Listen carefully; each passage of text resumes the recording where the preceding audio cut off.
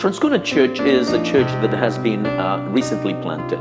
It was planted in 2000. It has been planted since 2008 with a small group of people. The St. Bernards started a small group at their place. Their idea in mind was to plant a church.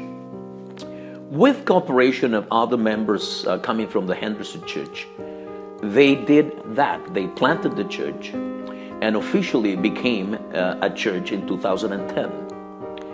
I became the second pastor in 2012, first pastor being Pastor Jeff Vaught. One of the things that I appreciate about the Transcona Church is they have set their minds and eyes directly to the target, and that is the Great Commission. Preach the gospel and prepare people for the Lord. What is my dream? My dream is to facilitate and inspire the Transcona Church to become a healthy church. According to the 8 qualifying characteristics of a healthy growing church, we need to, number one, move towards developing empowering leadership. We also need to organize our ministries in ways that are according to the gifts of the people.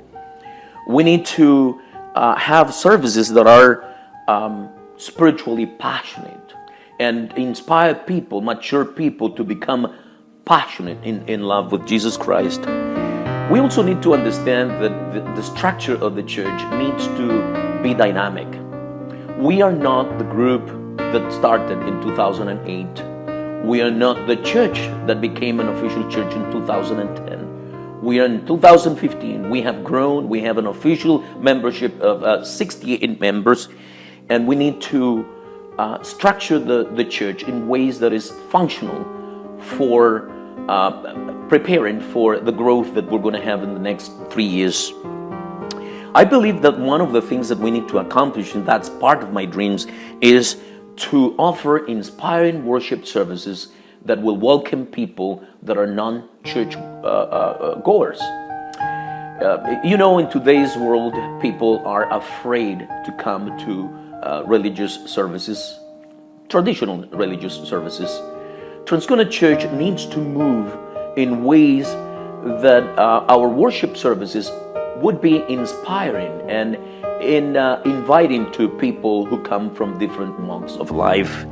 I believe that we need to establish holistic small groups and establish need-oriented evangelism that will serve the community in whatever needs they have.